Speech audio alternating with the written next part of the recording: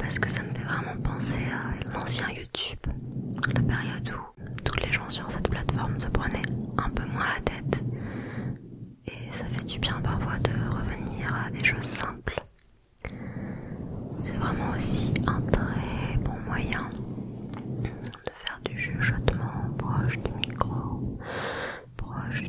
Donc c'est parti, j'attrape la petite série de questions. Et moi aussi à mon tour, à la fin de cette vidéo, je taguerai quelqu'un. Donc restez connectés jusqu'à la fin. D'ailleurs, si t'es pas déjà abonné, c'est le moment de le faire et de mettre ton petit like aussi avant que ça démarre. Ok, le temps que je cherche les questions, je te laisse faire ça. Je te fais confiance, hein. Tu peux même mettre un petit commentaire. Allez, c'est parti, let's go. Première question, tu portes quoi en ce moment? Eh bien, déjà, un maquillage splendide. Ce matin, j'ai tourné la vidéo Relooking Wings de Tecna. Donc j'ai fait un make-up assez coloré. Et là, j'avais envie de rajouter des paillettes avant de tourner cette vidéo. Je trouve ça plutôt sympa. Ensuite, je suis coiffée avec les cheveux un peu lisses. J'ai accroché une barrette aussi. Et en tenue, c'est très très simple. J'ai en bas mon pantalon de pilates, un pantalon flare un peu de sport de la marque Domios. Je l'ai acheté chez Decathlon. J'ai une paire de chaussettes blanches et vertes. Est-ce que je dois vous montrer? Ok, je vous montre.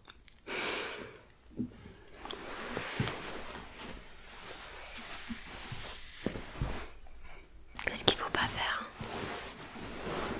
Et en haut, j'ai un t-shirt assez simple que j'adore, avec un graphisme qui a été réalisé par une tatoueuse. À l'époque où elle l'a designé, elle n'était pas encore tatoueuse, mais elle dessinait déjà beaucoup. Elle avait pour projet de devenir tatoueuse. Et aujourd'hui, elle l'est vraiment devenue. Donc c'est marrant, j'ai vraiment suivi toute son évolution et je m'inspirais beaucoup d'elle à l'époque. Parce que j'adore son style, elle s'appelle Soft Lloyd. Et bref, je vous montre le t-shirt, il est très joli. Il est un peu fané aujourd'hui, mais bon, je l'aime toujours autant. Voilà, et puis quelques bijoux sympathiques, comme ces boucles d'oreilles, ce petit collier et des bagues. Voilà en gros ce que je porte aujourd'hui. De toute façon, quand je tourne, je mets toujours un bas confortable et un haut pas joli, puisque c'est ce que vous voyez. Est-ce que tu es déjà tombée amoureuse? Oui. J'ai eu 3 relations dans ma vie. Et je suis tombée amoureuse 3 fois, et 3 fois de manière différente. Ça se ressemble jamais vraiment. Enfin, chaque histoire est différente, je dirais. Avec du recul, aujourd'hui, je dirais que j'ai plutôt été amoureuse 2 fois et que ma relation précédente, pas celle que je vis actuellement, c'était beaucoup de projections de mon côté, où vraiment je voulais tellement que ça marche, que je projetais un idéal que j'avais dans ma tête et qui n'existait pas réellement.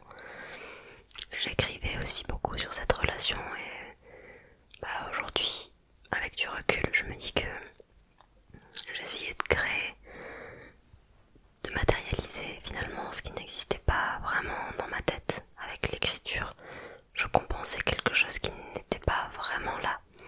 Alors que quand je suis vraiment amoureuse, c'est bien avec la personne, oui, d'accord, c'est cool de faire des poèmes et des trucs comme ça, mais en fait en réalité t'es tellement dans le moment présent et en train de vivre l'histoire que tu ressens pas le besoin d'écrire dessus, de créer des choses dessus. Enfin, en tout cas, ça vient pas spontanément. Est-ce que tu as déjà vécu une rupture vraiment difficile? Oui, oui. Et c'était l'année dernière, en 2025. Bon, ça n'allait pas depuis longtemps, depuis des mois dans notre relation. On a eu droit à des débuts sympas, enfin, comme tout début de relation, tout est tout feu, tout flamme. Et petit à petit, ça s'est très vite dégradé. En fait, je vous recontextualise un peu tout ça pour vous expliquer pourquoi ça a été aussi difficile. En fait, dès le 3e mois, il y a eu un désinvestissement total de la personne avec qui j'étais.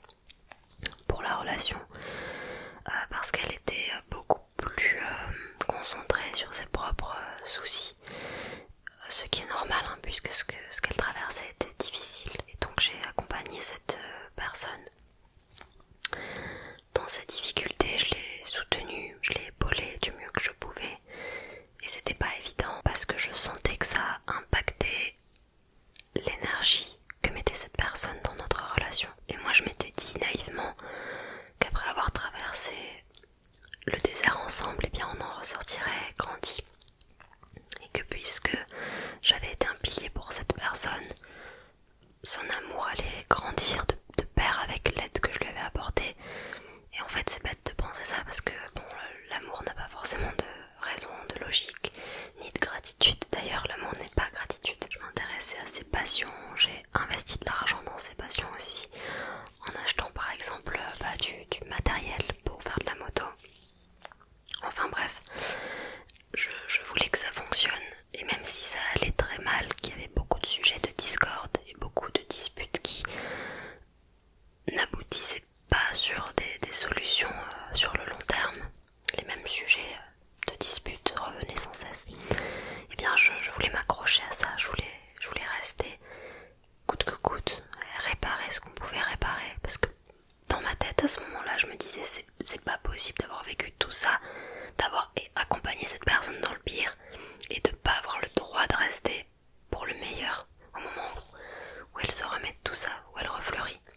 Je trouvais ça injuste à ce moment-là, et à cette période ça a aussi réveillé énormément de traumatismes liés au divorce de mes parents. Mon voisin vient de mettre sa musique, ça commence à me péter les couilles, mais bon, tant pis, je continue à filmer, désolée. Ça a réveillé cette part très anxieuse de moi qui a peur de l'abandon et qui craint le rejet plus que tout dans une relation amoureuse. Et ça a été très dur d'accepter que cette personne mette un terme à notre relation. Donc il y a eu une rupture en plusieurs phases parce que j'étais tellement mal que ça m'a fait complètement décompenser, et en 2 semaines j'ai perdu plusieurs kilos. J'arrivais plus à sortir, à me concentrer sur quoi que ce soit d'autre que sur ça. Dans ma tête j'avais qu'une mission, c'était récupérer cette personne. Je ne vivais que pour ça, je ne vivais que pour l'espoir d'un jour me remettre avec cette personne. Donc cette personne m'a quitté une première fois, j'ai réussi à la récupérer, et quelques semaines après nous avons officiellement rompu. On a continué à se voir après parce que je ne me sentais pas capable de juste ne plus avoir cette personne dans ma vie. Aujourd'hui, évidemment, je le regrette. Quand j'y repense, je me dis que c'était pas tant par amour que je m'accrochais à cette relation, mais surtout par refus du rejet et par besoin de contrôle de la situation. C'est mieux que ça se soit terminé, bien sûr, quand vous ressentez que something's off, qu'il y a quelque chose qui cloche, qui va pas, que voilà, vous avez vraiment la sensation d'être moins aimé en retour que ce que vous aimez. Même si la personne vous dit non, il y a rien, mais que vous le ressentez, il y a peut-être quelque chose. Et voilà, ça a été une période très difficile où je me suis sentie très seule après, parce que dans le sud, moi j'ai pas d'amis, j'ai personne à voir. Ma vie est assez banale ici, voilà. J'ai la chance d'exercer un métier qui me permet de voyager, d'être très mobile. Sauf que pour l'instant, je gagne pas assez pour pouvoir le faire. Et mon souhait à terme, là, ce serait d'habiter sur Paris. J'étais vraiment dans un état pitoyable. Et c'est à ce moment-là que j'ai consulté un psychiatre et que j'ai été sous traitement pendant des mois. Tu mesures combien? Ah bah enfin, une question un peu légère là, ça y est. Alors, d'après vous, je mesure combien? Souvent on me dit que j'ai l'air d'être plus grande, que je parais plus grande en photo et en vidéo. Mais je fais qu'1m60, enfin qu'1m60, moi je trouve que c'est une taille bien, c'est une taille cool, c'est une taille correcte. J'aime bien, 1m60.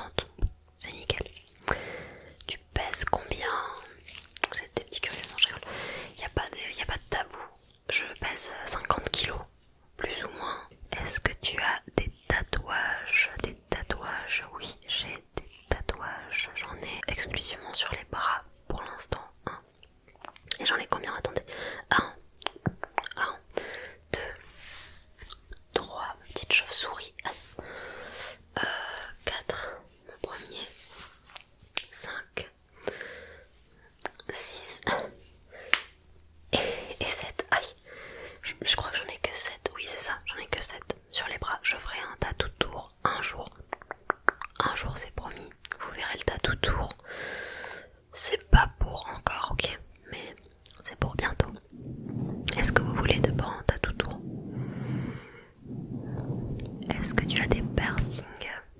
Celles et ceux qui m'ont connu il y a quelques années savent que j'avais le septum déjà. Le septum que j'ai beaucoup aimé pendant des années et aujourd'hui non, je me vois plus le porter. Mais c'était un chouette piercing. Sinon j'ai eu aussi les lobes percés. Alors là c'est un peu rock'n'roll. Non je rigole, faites pas ça. Je me les étais percés moi-même, voilà. Pendant les périodes Covid je crois. Je m'étais percé les lobes, alors plusieurs fois. Hein. J'avais fait des deuxièmes trous, des troisièmes trous et peut-être des quatrièmes, je sais plus. Voilà, et j'ai un hélix ici. J'ai l'hélix, alors lui il a été fait par un professionnel du piercing s'il vous plaît. J'aimerais bien en avoir d'autres aux oreilles, je trouve ça tarpin stylé. Je sais pas pourquoi j'utilise le mot tarpin, je suis pas du tout marseillaise mais j'aime bien ce mot, pardon. J'aimerais bien en avoir plus mais déjà ça coûte cher et deux ça met du temps à cicatriser et moi je dors sur le côté. Et donc du coup bah c'est un peu compliqué. Voilà, j'ai pas envie de passer des mois à dormir sur le dos, chiant, ou alors avoir mal et que ça s'infecte et tout, j'ai pas envie. Flemme. Et sinon, mon premier piercing que j'ai toujours d'ailleurs, c'est mon nombril. Mon nombril, j'ai un piercing au nombril et je l'adore lui pour le coup. J'ai pas envie de l'enlever. Je sais pas comment ça se passera si un jour je suis enceinte, parce que comme c'est un piercing de surface, normalement, on dit que c'est, à l'époque en tout cas, on disait que c'était obligatoire le rejet du piercing à un moment ou à un autre, mais ça fait quand même plus de 10 ans que je l'ai aujourd'hui. Je l'ai fait quand j'avais 17 ans. Donc ouais. Ah, la sirène des pompiers. C'est quoi ton OTP? C'est quoi un OTP? Attendez, je cherche ce que c'est un OTP. OTP. Meaning. One time password. C'est vraiment ça ou pas? What the fuck is OTP? OTP traduction. I don't know. One trick pony. Ah, genre en mode un truc dans lequel je suis.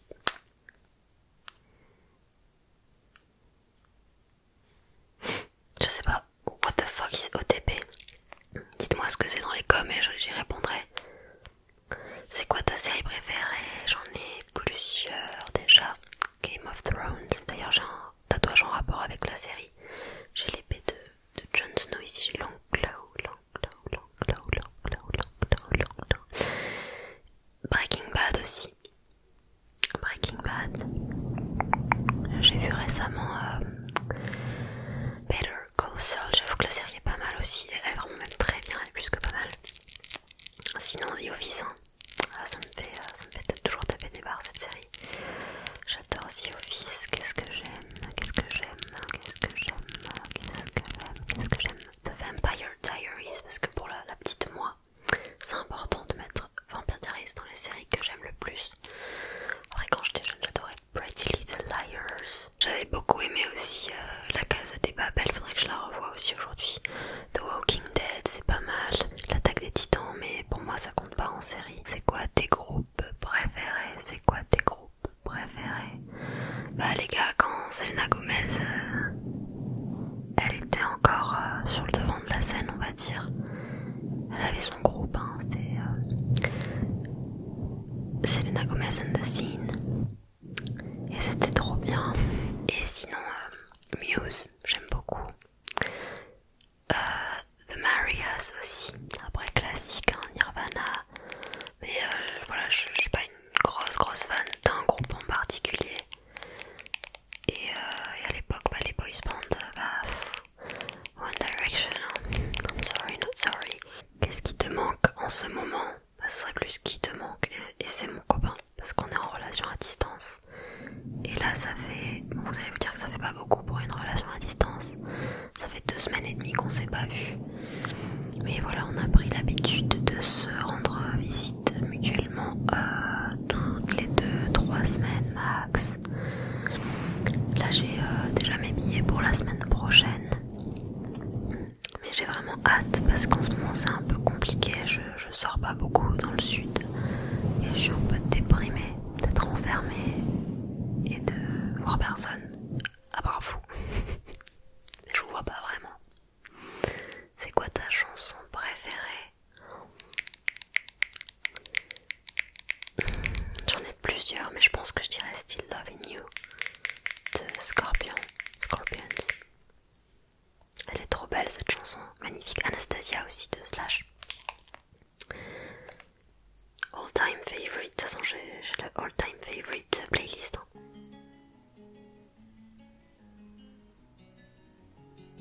Sinon j'aime beaucoup Bird Set Free de Sia, elle a beaucoup de sens pour moi. Prima Donna aussi de Marina, Back to Black d'Amy Winehouse, Mars de Youngblood. Je vous en cite quelques-unes mais ce serait trop dur d'en choisir qu'une. J'ai plus de batterie sur l'ordi, je le mets à charger, j'arrive. Ok, ça part un peu dans tous les sens mais j'imagine que c'est un peu fait pour ce type de tag. Tac. Tu as quel âge? J'ai 28 ans, 28 ans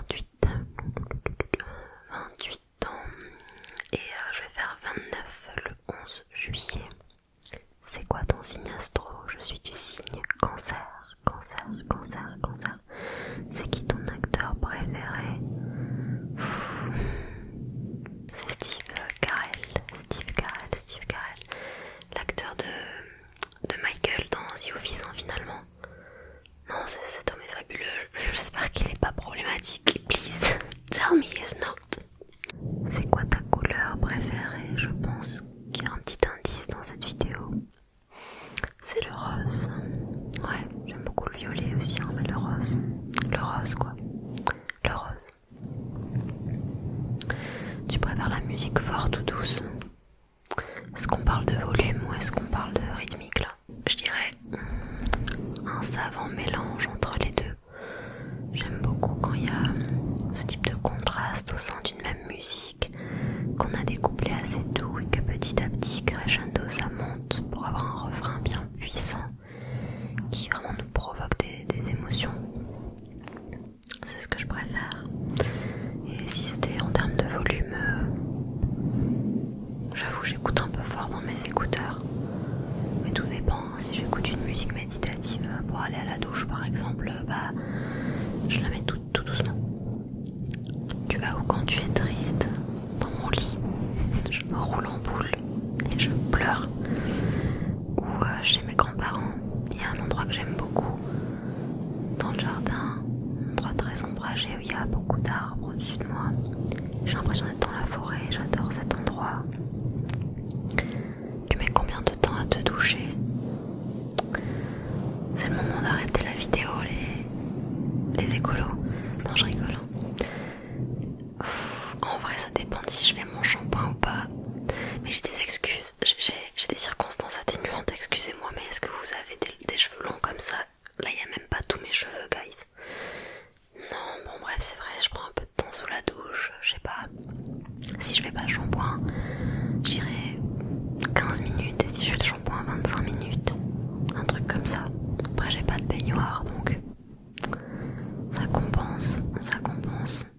Et sous la douche, c'est pas dans la salle de bain, parce que là, je prends vraiment du temps pour le coup dans la salle de bain.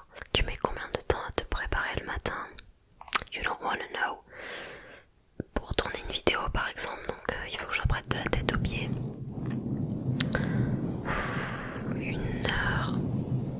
1 heure à 1h30, je dirais. Ça dépend du type de maquillage, du type de tenue aussi. Si c'est vraiment une grosse préparation, du type, je sais pas, je vais rejoindre mon copain à la gare parce qu'il vient chez moi, ou je vais à un concert, ou j'ai un événement, 1h30, sinon 1 heure pour des préparations classiques du quotidien. Est-ce que tu t'es déjà battu avec quelqu'un? Pas physiquement, mais verbalement oui. On peut se battre verbalement, on peut se disputer. Qu'est-ce qui te fait craquer chez quelqu'un? Qu'est-ce qui me fait craquer chez mon copain? C'est son humour déjà. C'est aussi sa sensibilité et le soutien qu'il m'apporte en termes de physique. Sinon ce serait plus dans le sourire ou dans le regard, là où les émotions passent le plus finalement. Qu'est-ce qui te refroidit direct chez quelqu'un? Le fait qu'il soit complètement fermé d'esprit. Ce qui me refroidit, c'est les personnes qui manquent de tolérance, qui jugent tout le monde, tout le temps, qui n'ont aucune empathie. l'esprit critique, qui sont incapables d'éprouver de la peine pour des gens qui ne leur ressemblent pas. Pourquoi est-ce que tu as commencé YouTube ? Alors il faut savoir que je n'ai pas commencé YouTube avec l'ASMR pour ma part, mais avec une chaîne de chant sur laquelle je postais mes covers, mes reprises. Son nom c'était Miss Marie-Zoé. Et c'était en 2011 ou fin 2010, je sais jamais. Bref, c'était il y a un moment. Et j'ai commencé pour avoir des retours de personnes que je connaissais pas et savoir si ce que je faisais plaisait, récolter aussi des conseils, des avis. C'est un peu comme ça que j'ai pu faire des progrès. Et j'étais passionnée par le chant, donc j'avais envie de partager ma passion tout simplement. C'est pour ça que j'ai commencé. Peut-être parce que je me sentais un peu seule aussi dans ce que je faisais, que j'avais personne à qui vraiment le partager autour de moi. C'est quoi tes peurs ? Ma plus grande peur, je pense que c'est la peur de la mort, ça c'est sûr. Mais en même temps, j'y pense pas tous les jours, ça me paralyse pas non plus, ça m'empêche pas de vivre. C'est une peur qui est plutôt rationnelle, puisque c'est ce qui nous attend au final, au bout du chemin, au bout de la course. Et sinon, je dirais la peur de l'abandon, la peur du regret aussi, d'arriver à la fin de ma vie et de me dire mince, j'ai pas noué assez de liens, je me rappelle de rien de manière assez forte pour que ça signifie quelque chose. La peur de perdre mon temps, de pas en avoir assez. La peur de m'être focalisée sur des choses futiles qui au final n'avaient pas vraiment de sens pour moi. Et c'est un peu tous les jours qu'il faut lutter contre ça, puisque de toute façon on est un petit peu aussi esclave dans un système où on a des obligations. On peut pas utiliser notre temps à 100% comme on le souhaiterait. Et donc il faut composer avec ça. En même temps essayer de pas avoir de regrets parce qu'on n'y peut rien. C'est quoi la dernière chose qui t'a fait pleurer ? C'était il y a pas longtemps en plus, il y a quelques jours, au milieu de la nuit, juste avant de m'endormir. Et souvent c'est le soir que je suis assez mélancolique, je repense à des choses, que mon mood s'assombrit un petit peu. Et là en l'occurrence je pensais, il y a un oiseau qui... Ok, why not ? ASMR oiseau. Je pensais à mon enfance et au fait que j'avais vraiment cette étincelle qui faisait que j'étais moi. J'étais assez joyeuse, plus extravertie que maintenant, j'ai l'impression en tout cas. J'avais plus de facilité, comme beaucoup d'enfants, à aller vers les autres. J'avais peur de rien, j'avais aucun doute. Je pensais sincèrement que tous mes rêves allaient se réaliser sans qu'aucun obstacle ne se mette en travers de mon chemin. Et parfois je me dis que la vie et ses coups durs, elle nous tabasse un peu. Et que c'est ça qui pervertit notre âme d'enfant et qui nous empêche d'exprimer notre plein potentiel. On finit par se recroqueviller un peu sur nous-mêmes et par éprouver des difficultés à faire la moindre chose. Il y a certaines journées où j'arrive un peu à retrouver cette étincelle, mais parfois c'est pas le cas, où j'ai l'impression qu'elle est moins vibrante, moins étincelante. Et voilà, ça me faisait juste de la peine de revoir ces photos de moi enfant. Et même si je suis quand même sur le bon chemin, j'ai l'impression que mes objectifs avancent dans le bon sens. Il y a des journées où c'est plus dur que d'autres de rester motivé, de continuer à y croire. Et durant ces journées où je suis vraiment très déprimée, je culpabilise encore plus parce que je me dis que c'est comme si je trahissais la petite moi. Et voilà, c'est ça qui m'a fait pleurer tout simplement. Et ce matin j'étais un peu en mental breakdown aussi parce que j'ai cassé du matériel sans faire exprès. J'ai mon retour écran qui s'est cassé, je vais devoir le changer. Et j'ai aussi fissuré mon micro, mon DJI, qui marche encore mais il est fissuré, donc jusqu'à quand je sais pas. Voilà, et c'est un peu pénible quand on n'a pas assez d'argent pour être bien. Vous savez que au moindre petit pépin, genre ça tient vraiment à pas grand chose, et si on casse quelque chose qui nous permet de vivre, d'exercer notre métier, et ben on n'a pas les moyens de le remplacer de suite, donc ça nous met juste dans la grosse merde. Et en ce moment c'est un peu ça qui me saoule. C'était quand la dernière fois que tu as dit je t'aime à quelqu'un?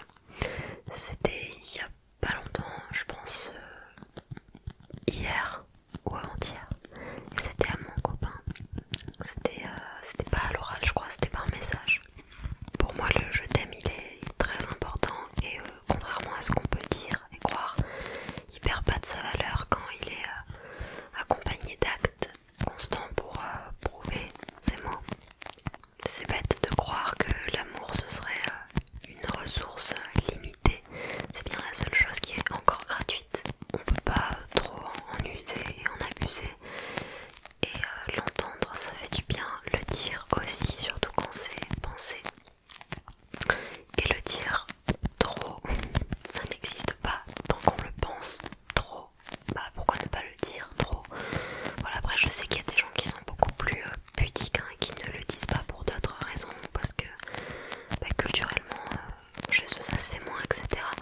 Mais moi c'est pas mon cas. Donc voilà, quelle est la signification de ton nom YouTube? Mon nom YouTube c'est Sleepy Marie, Sleepy Marie, Sleepy Marie.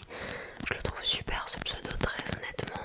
Je suis trop contente d'avoir pu le choisir, et que personne ne s'appelait déjà comme ça avant moi. Je trouve qu'il est mignon, il est catchy, il se retient bien parce que ça rime. Sleepy Marie, c'est parfaitement en adéquation avec la thématique de la chaîne, donc la ASMR, la relaxation et tout. Et Sleepy Marie, ça signifie Marie somnolente, donc c'est parfait pour une chaîne ASMR, je trouve. C'est quoi le dernier livre que tu as lu? Eh bien je l'ai juste à côté de moi, ça tombe bien. C'est Everything Everything de Nicolas Yoon. Le voici, le voilà. Alors c'est un roman jeunesse de base que je ne connaissais pas du tout, mais qui a eu beaucoup de succès dans le monde entier. C'est ma meilleure amie qui me l'avait recommandé et je l'ai lu, et ma foi, j'ai adoré ce livre. Il était vraiment extrêmement touchant et je m'attendais pas du tout au plot twist final. Donc pour vous en parler un petit peu, c'est l'histoire d'une jeune fille de 17 ans qui a la maladie de l'enfant bulle. C'est une maladie immunitaire qui fait que ses défenses immunitaires sont tellement mauvaises qu'elle ne peut pas sortir de chez elle. Elle n'est jamais sortie de chez elle, elle n'a jamais vu l'extérieur. Enfin, elle l'a vu à travers sa fenêtre, mais elle ne peut pas y aller. Et un jour, un voisin emménage en face de chez elle, et petit à petit, elle commence à développer une sorte d'obsession pour lui. Elle veut en connaître davantage, donc elle l'épie à travers sa fenêtre. Elle commence à mémoriser un petit peu l'heure à laquelle il arrive chez lui, à quelle heure sa famille mange, enfin voilà. Elle commence à discuter grâce à des mails. Ils s'envoient donc des mails. Et les deux, ils commencent un petit peu à tomber amoureux, on va pas se mentir. Un jour, du coup, elle a envie de le rencontrer, mais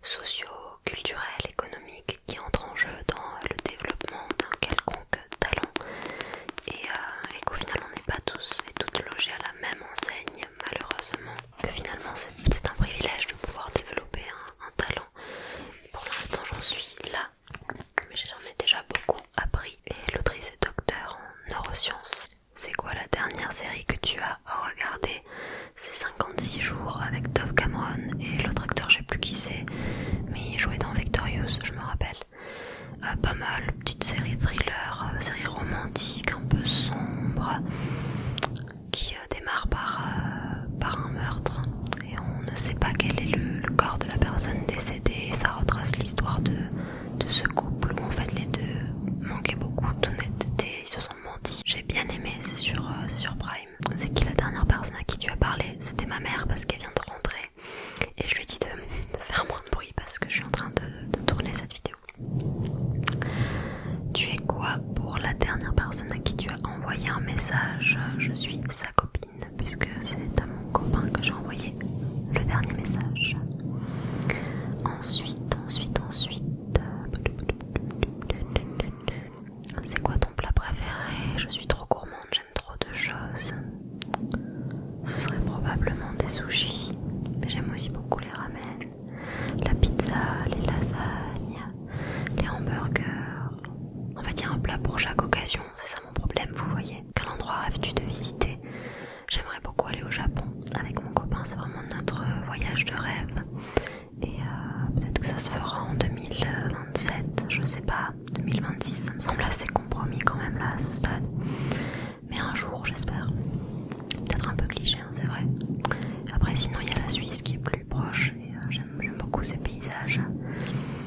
Avec beaucoup de forêts, de grands lacs, etc. Ça me fait rêver aussi, donc pourquoi pas. C'est quoi le dernier endroit où tu es allé? Destination lointaine ou pas? C'était mon voyage au ski, mes vacances au ski, à la station Les Saisies, donc c'était dans les Alpes et c'était très très beau. D'ailleurs j'en ai sorti un vlog si ça vous intéresse. Est-ce que tu as un crush à mon copain? Je crush sur lui tous les jours. D'ailleurs, parce que je suis vraiment de la team, mon crush c'est mon copain, enfin je vais pas avoir un crush autre que mon copain. Je sais qu'il y a deux teams différentes, moi désolée, mais je suis de la team, je vois que par la personne avec qui je suis. C'était quand la dernière fois que tu as embrassé quelqu'un? Et c'était il y a 2 semaines et demie quand mon copain est parti de chez moi. C'était quand la dernière fois qu'on t'a insulté? Probablement il y a quelques jours et ça devait être un commentaire YouTube très sexiste, misogyne, dégradant, tout ce que vous voulez. Voilà, la vie d'une femme sur internet finalement. N'est-ce pas la vie d'une femme tout court au final? What a good time to be alive. C'est quoi ton parfum de bonbon préféré? Cerise, 100%. Vous voyez les cerises Haribo là? Incroyable. Ouais, je pense que c'est cerise. C'est un parfum alimentaire, même chimique, que j'aime beaucoup. Même si c'est de la cerise artificielle, j'aime bien ça. J'aime bien ça. Et sinon les carambars Barbapapa, le goût Barbapapa, j'aime bien. Et tout ce qui pique. Mais les bonbons qui piquent, ils n'ont pas vraiment de goût particulier. Enfin, c'est genre Tutti Frutti, c'est un méli-mélo de je sais pas quoi. Tu joues d'un instrument? Non, ce serait mentir que de dire que je maîtrise un instrument, mais je tâtonne un petit peu. J'ai un clavier chez moi et j'ai déjà essayé un petit peu de composer, de faire quelques accords pour m'accompagner au chant. Mais je maîtrise aucun instrument. Et quand j'étais plus jeune, je faisais du piano aussi. J'ai essayé la guitare, donc non, je ne maîtrise aucun instrument. Mais j'ai déjà essayé d'en jouer à certaines périodes. Et je préfère me servir de ma voix, moi, personnellement. Ensuite, qu'est-ce qu'on a comme question restante? Je crois qu'on est bientôt à la fin. C'est quoi ton bijou préféré? C'est un bijou qui a une valeur sentimentale. Je l'ai pris aussi pour vous le montrer. C'est une bague en fait. C'est cette bague. Et c'est une bague que mon père avait offert à ma maman. Donc elle a vraiment une valeur sentimentale. Enfin, elle est en or je pense, mais elle n'est pas non plus coûté des milliers d'euros quoi. Je la trouve quand même très belle. Il lui manque une petite pierre. C'est pas des diamants, je pense que c'est des pierres semi-précieuses. Je la ferai réparer un jour je pense. Et pour moi c'est un objet qui symbolise l'amour que mes parents ont pu se porter un jour. Parce que je les ai jamais vraiment vus s'aimer. Je me rappelle pas d'eux comme un couple heureux, aimant. 6 ans et quelques quand ils se sont séparés, mais avant ça j'étais trop jeune pour garder en mémoire les souvenirs d'un couple heureux. Donc ouais, c'est le seul objet qu'il me reste pour matérialiser ça. Et je la porte souvent, d'ailleurs je l'ai déjà portée en vidéo, mais comme je porte plus tellement de bijoux dorés, je suis plus sûre de l'argenter en ce moment. Vous la voyez moins. C'est quoi le dernier sport que tu as pratiqué? Bon, c'est pas vraiment une activité qu'on peut définir comme un sport. C'est du yoga. J'ai été à mon cours de yoga jeudi dernier. Ça me fait toujours beaucoup de bien, mais c'est une pratique qui est bien plus qu'un sport finalement. C'est très complet. C'est à la fois très intense physiquement, mais c'est aussi quelque chose de plus spirituel qui nous pousse à ralentir un petit peu, à nous focaliser sur notre respiration. Il y a plusieurs parties d'ailleurs dans le cours de yoga. Donc on commence avec du yoga Ashtanga, qui est un yoga qui sollicite quand même pas mal les muscles, où il faut aussi beaucoup d'équilibre, beaucoup de souplesse. Et puis après on passe toujours à une partie plus méditative, plus introspective. Donc ouais, c'était ça, c'était mon cours de yoga. Et sinon j'ai aussi fait une séance de pilates cette semaine. Je dois en refaire une autre demain parce que je fais à peu près 3 séances par semaine. C'est quoi la dernière chanson que tu as chantée? Eh bien c'était une de mes propres chansons. Et ça c'est un peu un flex. Je suis en train de travailler sur un projet de paix en ce moment, donc un mini-album si on veut, qui sera composé de 4 titres et qui sortira sur toutes les plateformes de streaming musical. Et cette semaine j'ai shooté du contenu, donc je suis en train de préparer tout ce qui est visuel pour la promotion de cette EP, de toutes ces chansons, mais aussi pour faire les pochettes, vous voyez, les covers des musiques. Et donc j'ai dû pas mal de fois écouter mes propres chansons pour pouvoir me mettre dans le bon mood, dans la bonne énergie et faire les meilleures photos, les meilleures vidéos. Donc je les ai entendues pas mal de fois ces chansons et je vais pas vous spoiler en vous révélant le titre, mais ouais, c'était une de ces chansons que j'ai chantées dernièrement.